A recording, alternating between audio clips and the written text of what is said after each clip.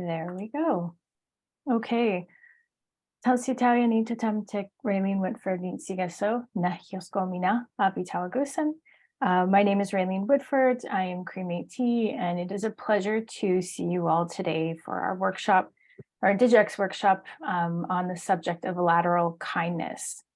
I'm joining you today from the unceded, unsurrendered territory of the Squamish, Musqueam, and Tsleil-Waututh nations, and I am the director of INDIGI-X. INDIGI-X is a organic, very grassroots program for Indigenous professionals, change makers, dream weavers, cycle breakers to meet each other, connect, work together, and learn about each other. So it's such a pleasure today to welcome Annita McPhee. Annita is a beautiful, beautiful Tahltan soul. I'll let you introduce yourself, but she's here to share with us some knowledge around lateral violence and lateral kindness. Bob, I know we didn't ask you to open us in a good way, but if you would be willing to just share a few words, I don't know if you'd be open to that. Bob is a long-standing supporter of INDIGI-X. He's been with us since the very beginning. So if you'd be open to that, Bob, we would be most grateful.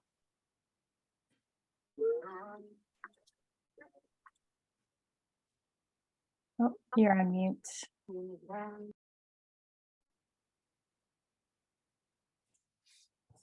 Tantataya ni totemtek 88 man meosek kaki ope toktan mena kapik squata notes. I think it's wonderful that we get to come together in this modern world in this way. Having traveled and spent 5 years in Tahltan territory guiding, I'm particularly anxious to hear Annita. And I'd like to just give us some direction as our way of thinking. So if you'll just bear with me, I'll try to do it bilingually. Tainan, our ano axina anman, minakao pomten. 88 man music. Dear Creator, Creator of us all, those that fly in the air above and look down upon Earth Mother and see the two-legged and the four-legged working together, and those under the water and those in the air. So, Pimokte, as we walk today, Pimokte o Milson and Meskino, may we all walk together in friendship. Akakio Mio Okutu, when we come together as family and with way of thinking. So open our minds, our hearts. Milson Montanechkin, open our minds and our hearts to share together. Aksanma, thank you so much. No, Skumton, Bob.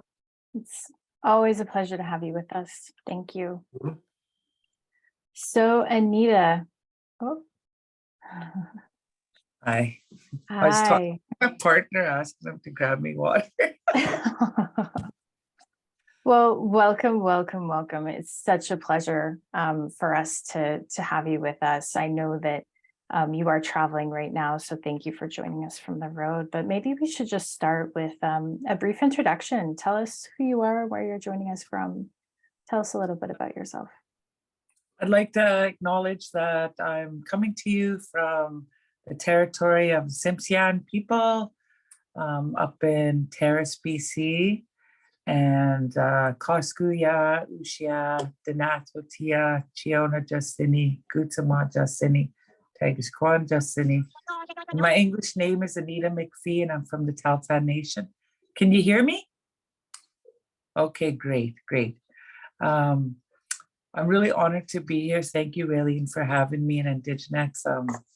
It's a real pleasure. I always, it makes me so happy to connect with other Indigenous people anywhere. It's one of my favorite things to do. I love connecting with Indigenous people and sharing with non-Indigenous people about our people as well.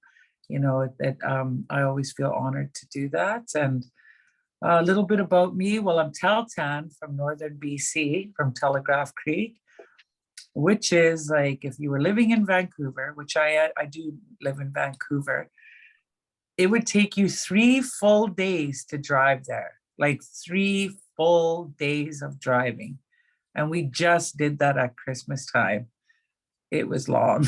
It was crazy. And we just drove up here to Terrace, so it took us 2 days to get up here. So, but a bit about me, how I got into teaching lateral violence. It's kind of interesting how I started learning about this topic and teaching about it. Was I was president of my nation, Tahltan Nation, I was president for 6 years, and I was vice president for 4 years. And so I was the leader of my nation for 5,000 people.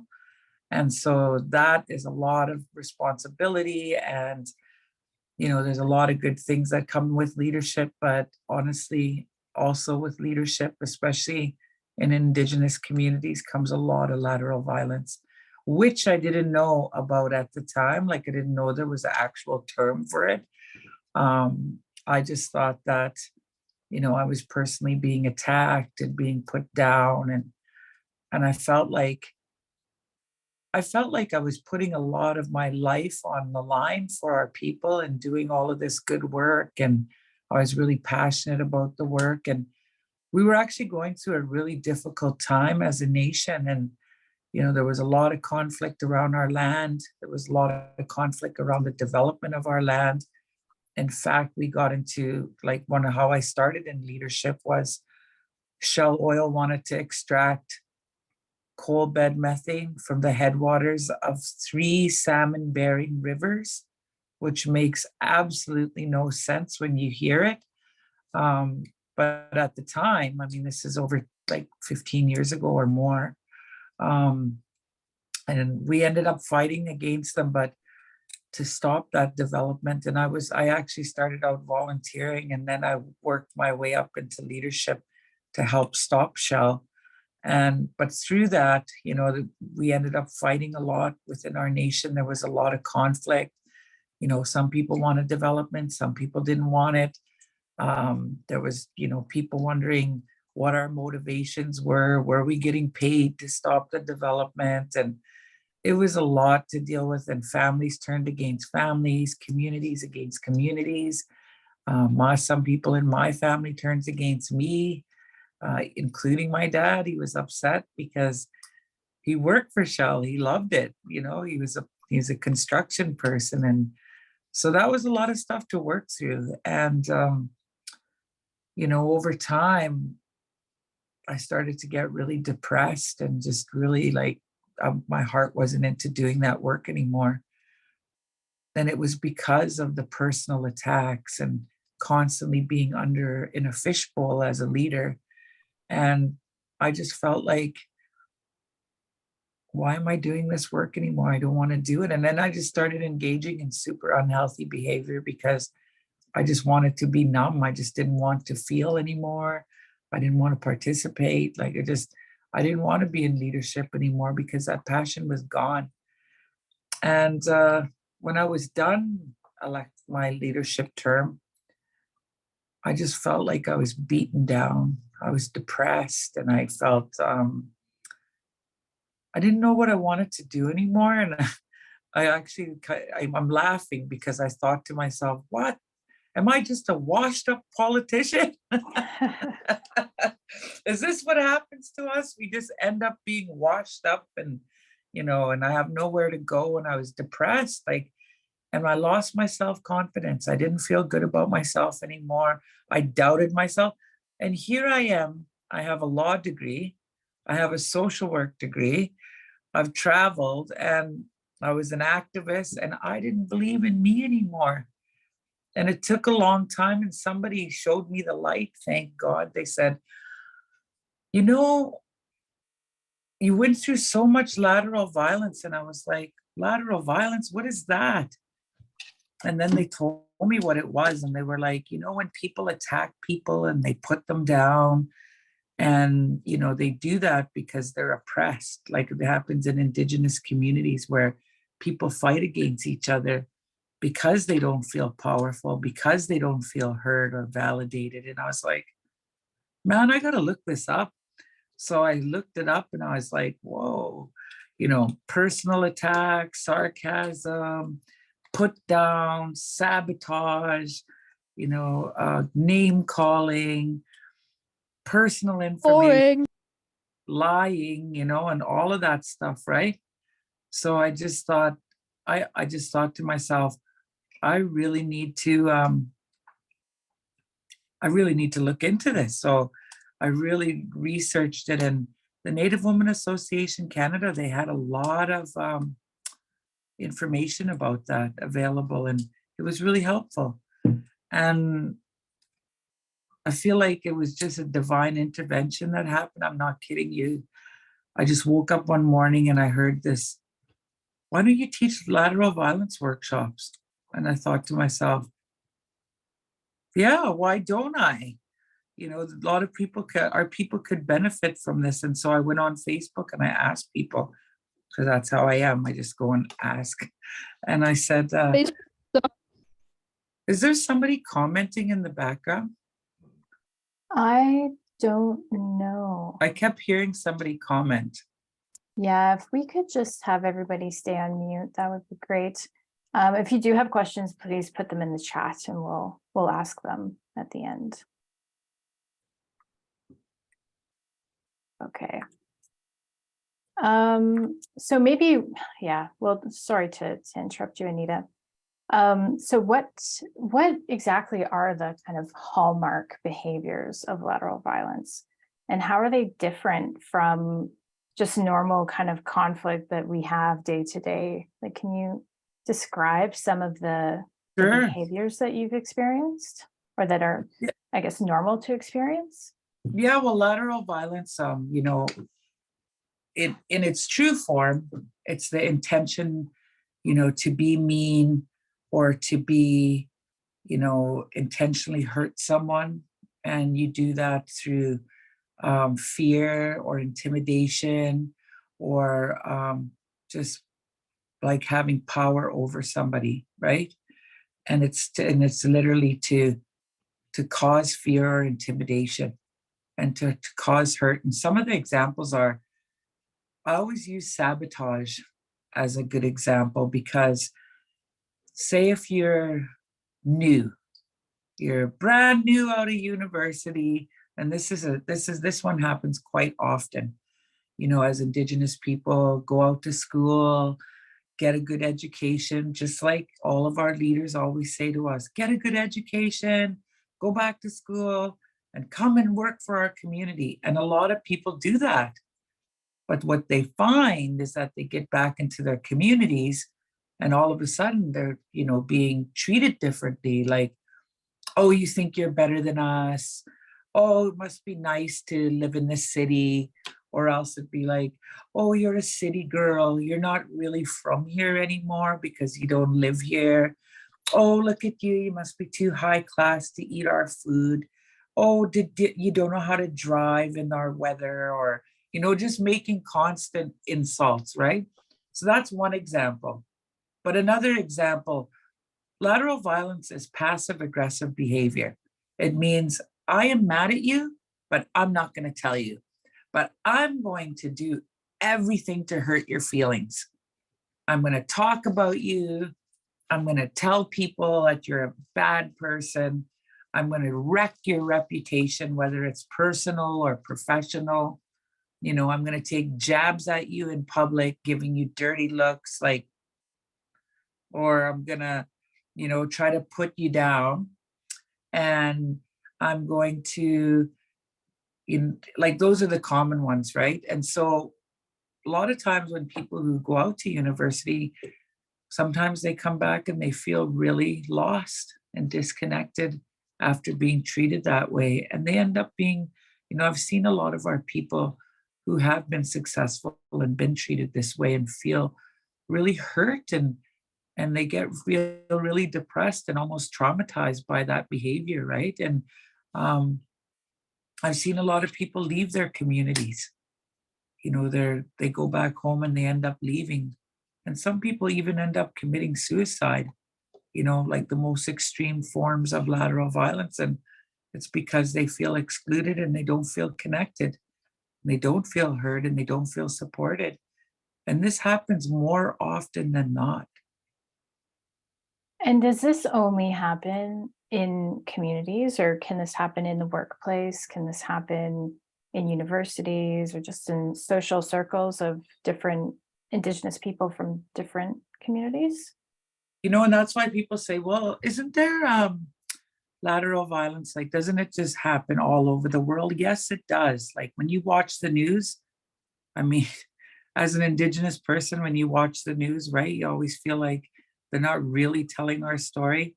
At the same time, you know, we watch people be really mean to each other. Like you know, I have a hard time watching award shows now because people take such mean jabs at each other. They call it friendly banter, but there's nothing friendly about it at all. You know, and you're teaching children to be really mean. And so it doesn't just happen there, but it does happen in the workplace. And in the workplace, like say, okay, remember back to that university student. I know somebody who was a nurse, right? She came home to be a nurse, and she was really proud to come home and be a nurse to her people. And next thing you know, people started saying things like, oh, she's not that good a nurse. Like, maybe you should go to the other nurse, like the white nurse.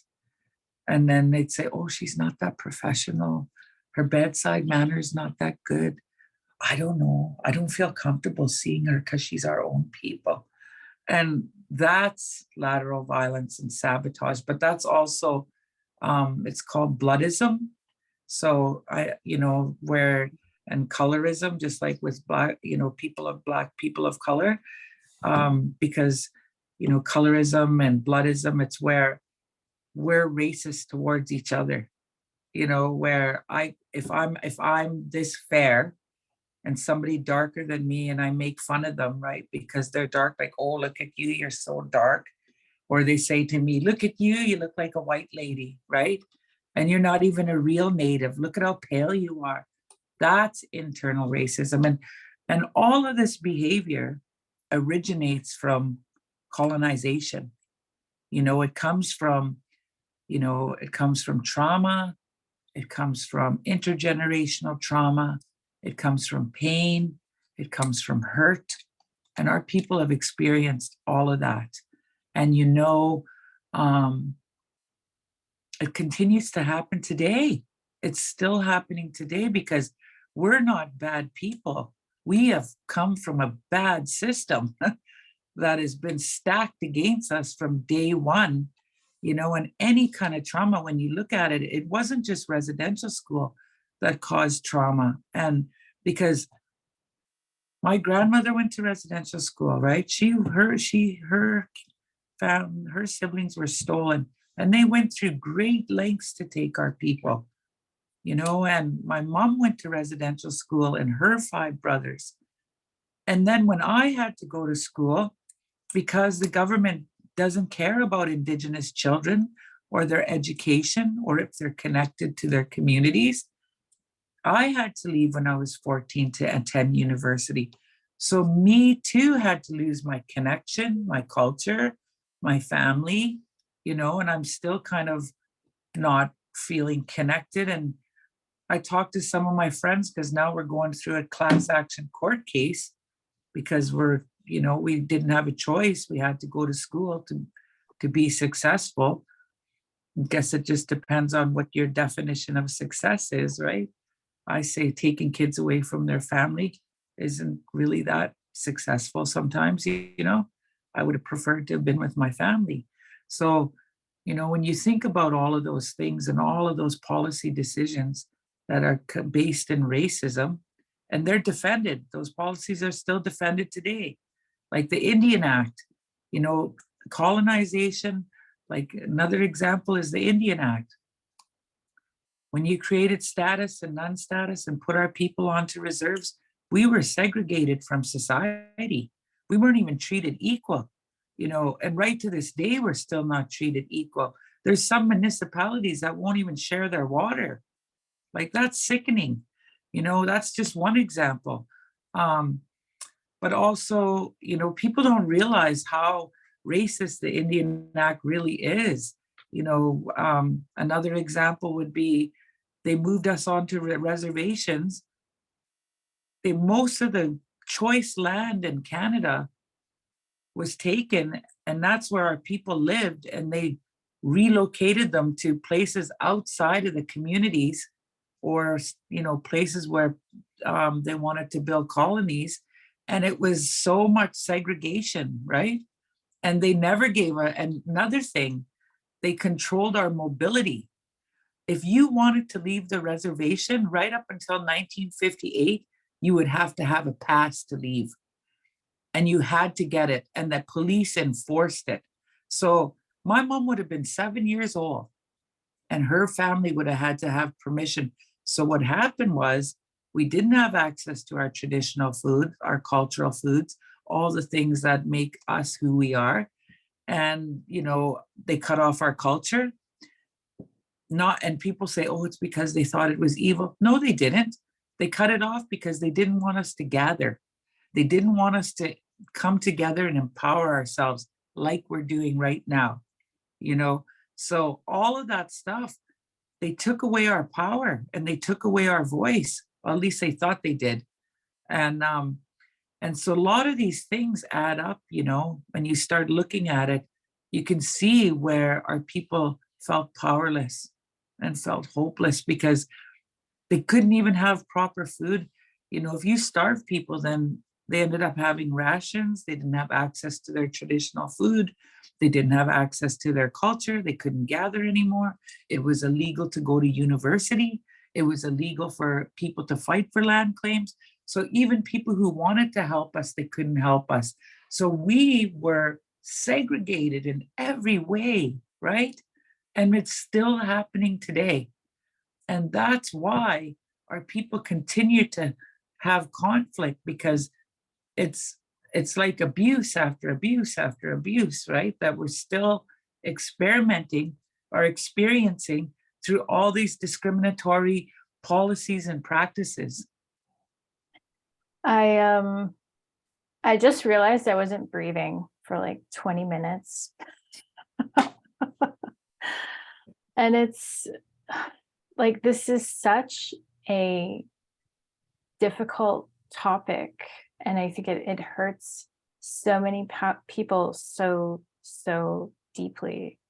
And it hurts not only communities, but collectives, obviously across borders, because we have people from, at least 3 different countries on this call today.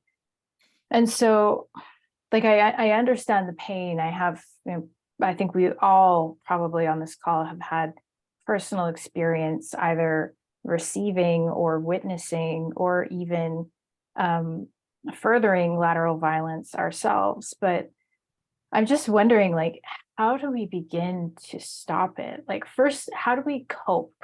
How do we cope first? And then how can we begin to change this and stop this from happening? Yes, honestly, it's not as difficult as we think it is. People say there's so much fighting going on. There's so much happening. I don't even want to do anything. And I'm like, no. I go, I understand how you could feel like how we can feel apathetic, right? Where you get to the point where you don't care. And that's the hardest part for me, is when people don't care. Like when they give up. And I say, it starts by becoming aware of your behavior, right? For me personally, I became aware of my behavior. And I was a real bully. Like I would just intimidate people. I would talk down to them, talk shit to them, talk about people, and try to get other people to be against people. Like, it just wasn't healthy, and I'm not saying I'm perfect, because I'm far from perfect. We're all on this healing journey together, and we're all in different spots. And that's step 1, is like recognizing that we're all in different spots in our journey. Where I'm at, where you're at, we're all going to be in different places, and respecting that would be a good start. I can't tell somebody, hey, don't behave like that, don't act like that, that's lateral violence. Well, it's not my job to do that. It really starts with self-awareness and learning to learn how valuable you are. A lot of us didn't really realize, like, how valuable we are, you know, how important we are, how important our voice is, and that each and every one of us is special in our own way. And that starts there from in here, right? To say, you know, I deserve good things. I deserve a good life. And everything I have, I deserve it. You know, one of the places I started, if you took a full workshop with me, I'd say, starting with gratitude. You know, I'm grateful to talk to you guys. I'm grateful to be here. You know, my dad's battling cancer right now, and I am so grateful to spend time with him. And I'm grateful even just to have the opportunity to be here to meet all of you from all around the world. You know, it's a huge honor. And starting with gratitude, you know, every day being grateful for something that happens in our life, even if it's only 3 things. I would ask you right now, what are you grateful for? You can even write it in the chat if you want. 3 things. You know, I'm grateful I got to see my dad today. I'm grateful I'm here to support my cousin. You know, we lost our cousin, and I'm grateful that I'm here to support them, cook them food. I'm grateful my daughter is safe. I'm grateful I have good health, because that was something that wasn't good last year. It was pretty horrible. So I'm really grateful to be healthy. You know, it's such a gift to have health. And I'm even grateful for my little dog, because she brings so much like love that I never ever expected. Well, I hope So it she's staying in the starts there, hotel you with know. you. She's over at my cousin's, but yeah, like that's how it starts. So one, it starts in our heart, right, in our mind, and changing our thinking. But that doesn't come easy, you know. Like if you really want to change, you know, the way we speak to people and the way we act, it starts with ourselves. And for me, I had to get professional help. I continue to get help because I don't have the answers. And there's things that are so traumatic that I need to get help. And that's why I was so angry all the time. I'm still angry and I still have issues to deal with, you know, like I fucking hate the church. I'm laughing because, you know, it's like, that's how bad it is. Like, that's how deep seated my anger is and resentment towards the church. But that's something I need to work on myself, or I'm not going to be free, right? You know, so, and I don't judge people who go to church, anything. I'm just saying that that's my resentment, and that's something I need to work on. Another thing, working towards stopping lateral violence, is actually stopping it. Telling people, you know, I don't appreciate you talking to me like that. Standing up for yourself and having good boundaries, you know. I tell people straight, like I just say, no, I don't want you to talk to me like that. You know, I don't like to be treated this way. And believe me, it is really hard sometimes, especially with family, right? Because lateral violence happens a lot in our families. Because we feel comfortable with them and we feel like we can act any way we want around them, but no, it's not a free pass. And that's something I'm working on personally right now, is that I had to learn how to talk nice to my daughter. I didn't know how to do that because my mom went to residential school and she wasn't a bad parent. But you know, communication wasn't big on that just wasn't something she knew how to do. And that's not her fault, you know. But I mean, it was an institution that didn't provide love, caring. All it did was provide abuse and horrible experiences for our people, you know, and God bless them when they came out that they were, you know, the people who they are still. Like my mom learned to be kind in an unkind environment. But you know, all the parenting skills that every child's supposed to get, like love and security and all of those things, safety, they didn't get to have those. So, it's hard. You cannot pour from an empty cup, right? So I had to learn how I had to teach myself how to talk to my daughter and forgive myself sometimes every day. Every day I'm like, I'm sorry, Teowa. I tell my daughter, I'm sorry. And then I have to tell myself, I forgive myself, instead of always telling myself I'm a bad mom. And how can we begin to heal as like Indigenous peoples, as collectives, like how do we begin to break this cycle? I know it starts personally, but how can we begin to just make the world a bit better so that our children, our grandchildren, 7 generations down the line, this won't keep happening? One thing I really believe in is our culture. And I don't mean like any type of culture. Sometimes it's even just gathering like this and talking as Indigenous people and coming together, right? I honestly believe that the more we come together as a community and as a people, it's so healing for us to do that. We need resources in this country to do those things. Native people know how to heal themselves, but we aren't provided with enough resources to do that. And that too, I think, is discrimination. The government has a responsibility for the amount of hurt and pain that they cause. And, slapping a label on there and saying reconciliation, that's not good enough. That's just a basic start. I mean, with all the things that have happened and the discoveries of all these little kids, not making it home, that was so traumatic. There should be more and more healing resources, like more than it should never, ever be a barrier for us to receive healing. Like I should be able just to say, I need a counselor right now. It doesn't matter where I am. I should be able to access one. If I want to go to a treatment center, I should be able to go to the best quality care.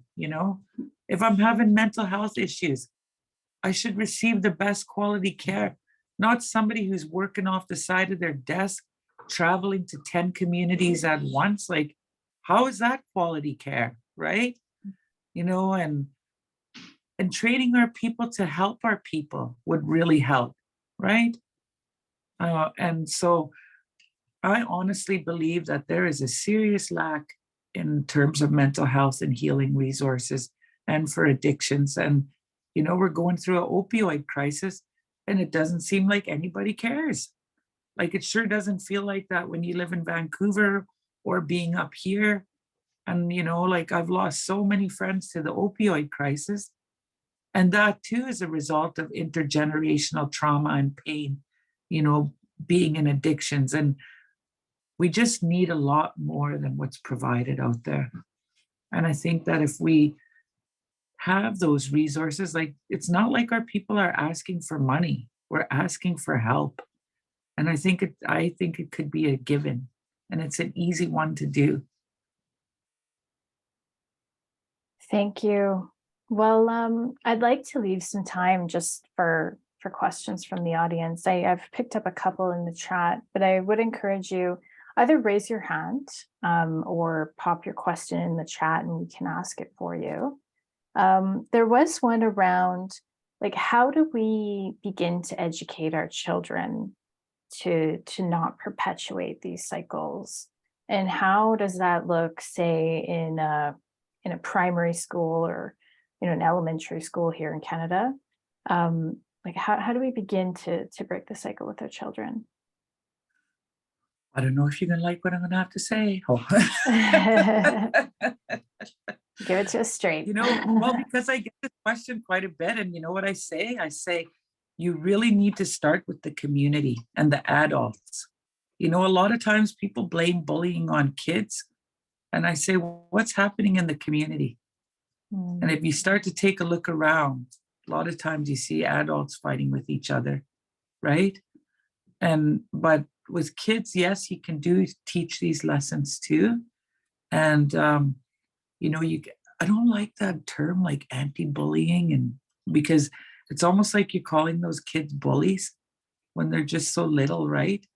And so what I like to see is I like seeing, you know, like how I call this like kindness teaching. So when I teach youth, I call it kindness teachings for youth, you know, kindness teachings for children. And they get it. Like they are so on it when they learn about lateral violence. Like I was scared to teach teenagers. Like I was just because, you know, teenagers they can be pretty tough, but they're awesome. Like they just eat it up and they're like, I get that, I understand that. And they really like taking the like learning about awareness of behavior, changing their behavior. Another thing that's really cool with Indigenous kids and helping with pain is and helping with bullying is culture again. Kids really love that, and teenagers really love that too. Adults do too. Completely agree. I always remember when I took driver's training when I was 14 or something, learning how to drive a car, and the teacher always said, like, whatever I teach you in this course, you're just going to end up driving like your parents. And somebody asked why, and they said, well, because you've been watching them drive for 16 years, and it's really hard to undo that pattern of learned behavior. So I completely understand your response. We need to change the communities and the people in the communities first, the adults. And I'm so proud of our communities. Like, you know, it's not an easy topic to talk about, but once we break through and we start talking about it and we have a conversation, it's not as hard as it is. And people start to have an awareness. They're like, man, I didn't even know why this is happening or how it happened. And you know, when they learn how lateral violence is connected to colonization, right? You know, you can see our people feeling empowered by having that information, and you know, and learning that this behavior is not okay and that they're not going crazy. Because some people were like, holy shit, like I thought I was losing my mind, you know, when, you know, because lateral violence you can actually feel like that, right? When you're doubting your self-confidence and somebody's, you know, and it doesn't necessarily mean one person. Could be lots of people taking jabs at you, right? And it hurts. And you know, for me, one of the biggest things is when I recognize it, I just call it out. It's hard to do that sometimes, but you know, it takes way more courage to be direct, to be honest and tell someone how you're feeling than going behind their back and talking shit about them or doing things to hurt their feelings. That doesn't take any courage. You know, telling swearing at someone and, you know, giving them the bird, like, what is that? There's no courage in that. But it takes a lot of courage to change our behavior. And it just takes little baby steps. And most of it starts in here and here, mostly up here. So another question. So how do we begin that self-awareness with individuals? Like maybe from the perspective of maybe I'm not as self-aware as I need to be. How do I begin to become self-aware? Or maybe, you know, my partner or my friend, I see them committing lateral violence. How do I encourage them to be more self-aware? Like, what are some really simple kind of steps that people can take to see what they're actually doing? Well, for one, you know, if you become aware of your behavior, that's really brave already. You know, like if you're like, oh my God, I do that. I need to change that. And, you know, like say if I talk rude to people and I'm always sarcastic, right? And if I start to pick up on that and kind of go, oh, well, maybe I can change that a little bit by not doing that. Or maybe I can change by not calling somebody names, right?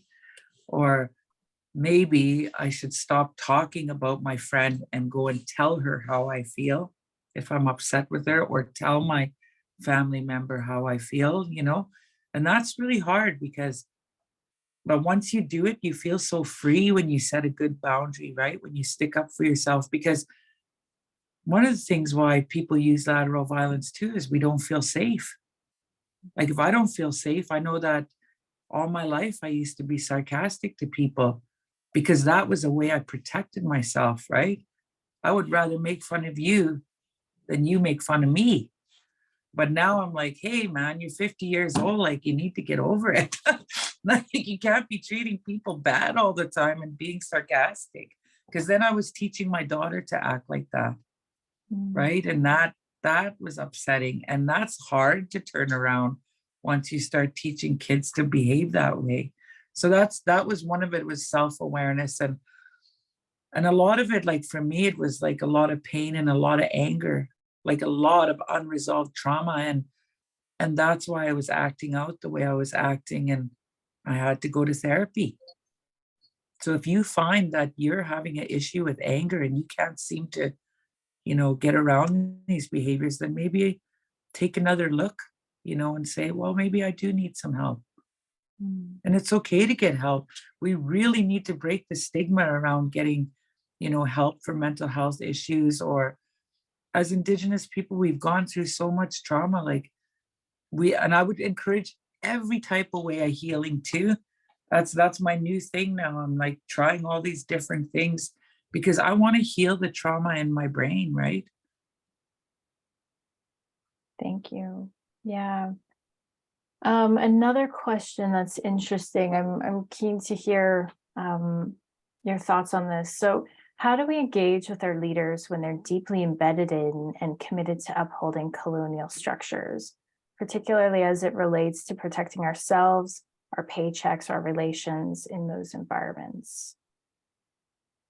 I know that's a really difficult one. But I always tell people, don't give up, because, it's important to stand up for ourselves. And if we can, have conversations or be able to create an awareness about, what lateral violence is, also encouraging those conversations.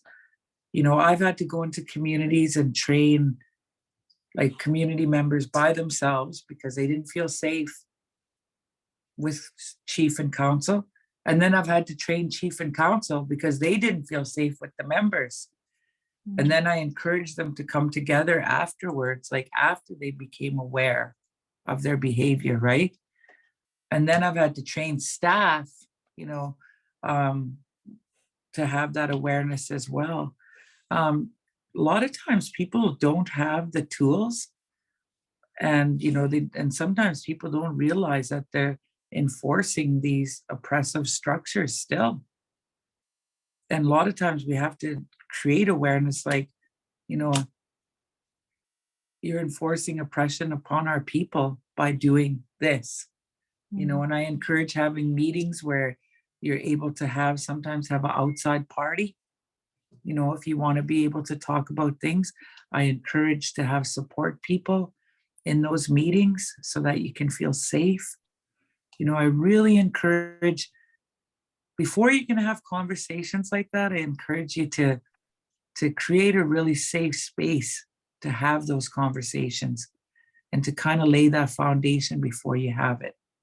And then that way you can feel safe enough to talk about those things. Because I understand, where people, when they don't feel safe enough because they feel like they're going to get fired if they speak up.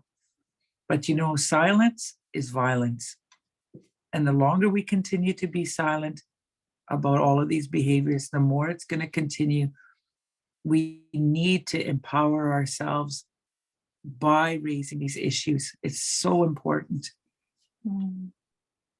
That really resonated with me. Silence is violence.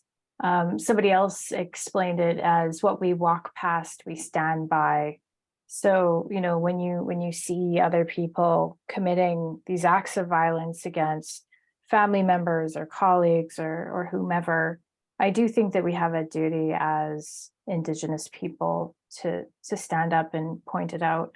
And in my experience, pointing it out earlier on, as opposed to waiting for, it's happening again and again and again, it's easier to address it right up front and make it really clear that it's not acceptable. But it is so hard. It is And so exactly, hard. but it's like, if you know that you're going to go into a meeting and it's just going to be a hornet's nest, like you have to say, okay, what are we going to do if this happens? Like anticipate the triggers. And then if you think about it, then it's like, oh, well, maybe we could get the support person, to stand up and talk and say, in this meeting, we need to be respectful towards each other. Speak one at a time, or we don't yell at each other. We don't but you get the audience to say what for them to bring up their own protocols, right? And then, they're participating in it. A lot of times people do lateral violence because they either want to have power over or they want to be heard, because most of the times lateral violence comes from not feeling powerful, not feeling good enough. And that for us as Indigenous people, that subconscious messaging runs deep, right? And so we have to change that. We have to encourage our people to love themselves and care about themselves and really believe in themselves. And, it does go back to saying, like, I am worth it. You're worth it. Thank you. I'm going to skip past the key principles of kindness. We'll cover that one next. But you and I spoke before this session, just the kind of, how do you deal with lateral violence when knowledge keepers, elders, people who are very highly respected by the community are involved? Because I do know that it happens, and there are cultural protocols that need to be respected, but how do you begin to work with that group of people? We really have to make it our new norm not to accept that kind of behavior anymore. And we're struggling, and all kinds of nations are struggling because of all of the intergenerational trauma and hurt and pain. But you know what? Just because a person has experienced abuse, just because I've experienced abuse myself, and I have, does not give me the right to take my unhealed issues out on our people. I have no right to do that. And it doesn't matter what age you are. In my community, they're actually looking at the difference between a senior and an elder, because just because you're so much certain age doesn't mean you demand respect. If you can't give respect, then you certainly don't deserve it, right? And you can't get all this respect just because you hit a certain age. And we're really working on that. That's something we're trying to work on. Thank you. But I know that it's hard, and you know what? You actually have to practice. And the reason I'm saying that is because my dad's an elder, right? And I've had to say to him, Dad, please don't yell at me like that or talk to me like that. And you have to just call it out sometimes. And you don't have to embarrass someone or shame them. You can tell them in a private way, when they're by themselves, and say, the way you treated me today, I felt really upset. I felt hurt about that. And I think the more we talk about it and the more we let people know that this is unacceptable behavior, that's when we're going to change and see real change, lasting change.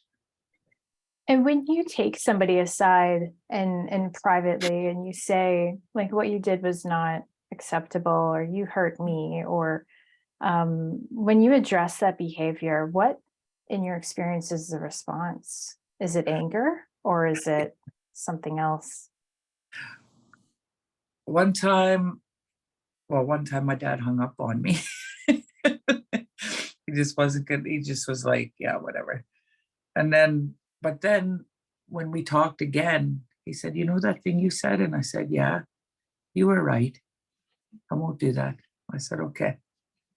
And another elder, he was really well respected, and he was yelling at me. And I was like, take your finger out of my face and stop yelling at me. I said, I'm not accepting this. No way. And I normally tell people, you got to watch your tone, but I knew I had to speak firmly, but not yell back, right? And I didn't want to swear or anything because, I mean, he was a well-respected elder too. And I mean, like, but he was yelling at me in front of everybody in the community hall, and I was feeling really intimidated, and I just had to stand my ground. And then all the young people were really like, I remember that day you stood up to that guy, and I was you know, so like it does make a difference when you do that, you know, people notice when you stand up for yourself, right? And it really does it comes down to standing up for ourselves and believing that, you know, we're valuable and important enough to take care of. And having that courage. Yeah, somebody said to me once, the wounded wound. And so for me, when I'm able to put it in that context, it's easy to see the hurt that the person has who's committing this act. But in the moment when it's happening and when you're feeling horrible and doubting yourself and lack of self-confidence, etc., sometimes it's difficult to see that. But yeah, the wounded wound. Sometimes it's also good just to, even if someone's really angry, you can even ask them, you know, are you okay? Like, what's going on? You know, what do you need? I usually ask people, what do you need? And some people will go right off and then they'll tell you what they need. Sometimes they'll just tell you what they need. And I usually ask them, what do you need? Like, what do you need here? What can I do? What's going to help? Nothing's going to help. I'm like, and then but once it comes down, they usually end up telling you, you know what I want, and then they'll say whatever they need, right? Well, I do want to end on a high note, and you know, my hope with having, so this is the first of 2 workshops, and this workshop was very much focused on the individual. We will have one in about a month's time focused on organizations. But, you know, what we've done is we've gathered a very interested, connected, grounded group of people on this call today. Like, what's one takeaway that we can go out and do in the world to help stop lateral violence and to turn it into lateral kindness? Like, what can we do? If you give us one task, what would that be? You know what I would say? I would say, you know, please be kind to yourself, you know, and when you do feel like, say you feel like you hurt somebody, you know, you can go and tell them, like, I'm sorry. And then forgive yourself. I think that's one of the biggest steps going forward. Like for me, you know, becoming aware of my behavior and then not carrying that shame, because, you know, shame is one of those things that just continues to kind of stop the healing in our communities, right? And so for me, it was really important to recognize when I did good things, and I recognize when people do good things, you know, if you see someone doing a good job, tell them, you know, if somebody's done something in their career that's so awesome, or something good's happening in their life, tell them. You know, lateral violence takes over those beautiful conversations, you know, and we need to remember, like, recognize and celebrate moments where people are having good days and help them when they're having bad days. As I notice a lot of times, even I'm strong, I notice a lot of people will pull away when I'm going through a difficult time. I'm like, dude, this is when I need you the most. You know, and sometimes if people are going through a hard time, we can say to them, like, hey, are you okay? What do you need? Can I help you? Right? And that's what's really going to change it, is just being human. And we have so much technology and everything. Sometimes we forget to be human with each other. Nananaskumtin, Anita, this is such an important conversation for us to be having. And thank you, number one, for coming into my life and to offer yourself and your knowledge and your wisdom, and to be with us today, just sharing these little gems. And I know that there's so much more, and we truly appreciate your vulnerability and your storytelling of your own experience. This has been a bit of a different workshop. I don't know if it's just me. It's a very, very personal topic for myself, but I think for others. And when I reflect on some of the other workshops that we've held around how to build a brand as an Indigenous person, or how to negotiate contracts, this one is pretty uncomfortable. So if anybody is interested, I encourage you to register for our next event, which is on March 7th in Canada time. And Annita will hopefully be able to pop her contact info in the chat. So Okay. definitely Do encourage that you right to reach now. out to her. Yeah. I'll do that. Thank you, Annita. It was a really, really wonderful thing to spend some time with you today. And we just really appreciate your kindness and your commitment to, making changes in your own life and impacting others all around the world.